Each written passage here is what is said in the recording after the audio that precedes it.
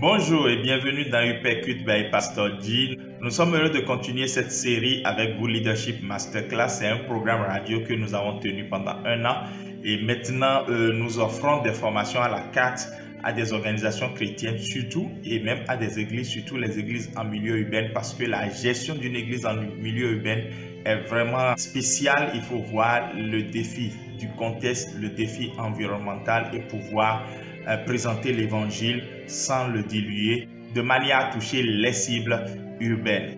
Et aujourd'hui, nous continuons avec le leadership féminin, deuxième partie, pour montrer que la femme est un atout pour l'église locale. Et comment? Je ne vais pas entrer dans plusieurs théories loufoques et tout ça. Je veux juste montrer un exemple pratique de comment les femmes sont un atout pour l'église locale. Lorsque les femmes sont en grand nombre dans une église locale, pensons fédérer cette force-là. Il paraît que là où les femmes sont, c'est toujours le lot des disputes, le lot des querelles et le lot des médisances. C'est parce que nous disons ça que c'est ainsi. Si nous commençons par dire plutôt que là où les femmes sont, c'est une énergie capable de propulser devant des vies, des familles et toute la communauté locale, nous allons commencer par voir et croire que ces femmes ensemble sont capables de beaucoup de choses. Nous avons fait une expérience avec un groupement de femmes nommé Alosogbe et nous avons pu les mettre ensemble pour faire des merveilles. Mon épouse ayant piloté ce projet, nous avons donc vu que des femmes ensemble peuvent porter des projets, surtout dans le domaine de l'agriculture et même l'agriculture en milieu urbain. Comprenons ceci, lorsque ces femmes ne seront pas encouragées et accompagnées pour donner le meilleur d'elles-mêmes en communauté et en groupement, elles seront réellement et effectivement des problèmes parce que l'oisiveté va les conduire à développer plusieurs vices.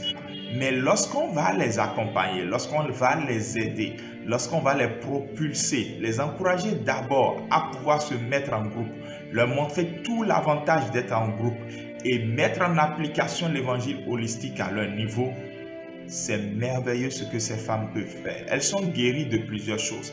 Donc, il y a plusieurs chantiers à avoir. Vous savez, lorsqu'on parle des indicateurs qui montrent si les femmes sont autonomes et sont dans le bien-être et autres, on va commencer par voir est-ce qu'elles participent à la gestion de la cité, est-ce qu'elles ont accès au crédit et tout ça. Mais on ne voit pas si elles ont accès à la terre. Ça, c'est l'un des défis qu'il faut par exemple relever au niveau de l'autonomisation des femmes. On peut les conduire dans des chantiers comme la guérison des nombreuses blessures qu'elles ont. Plusieurs d'entre elles ont déjà eu 3 maris, 3 enfants de chaque mari. Elles sont dans l'église locale. Il faut les guérir de leur passé. Il faut les conduire à pouvoir s'ouvrir. Il faut les libérer de certaines emprises aussi spirituelles qui ne facilitent pas réellement leur vie épanouis dans le Seigneur. Il faut les conduire à méditer la parole elle-même, leur donner donc l'outil puissant de l'alphabétisation. Il faut les mettre en groupement pour mener des activités génératrices de revenus. Bref, tout ceci, c'est des pistes. Certaines ont été expérimentées et ont marché, d'autres n'ont pas marché. Et ce n'est pas parce que certaines pistes n'ont pas marché qu'elles n'ont pas de valeur. Nous voulons vraiment que dans les églises locales, les femmes soient encouragées, que le leadership dans ces églises change quand on regarde désormais les femmes.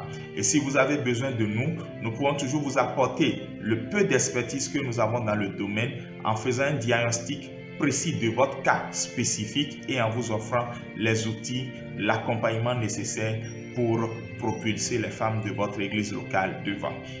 Dieu aidant, c'est une révolution qui est en marche et nous croyons que le nom du Seigneur sera glorifié.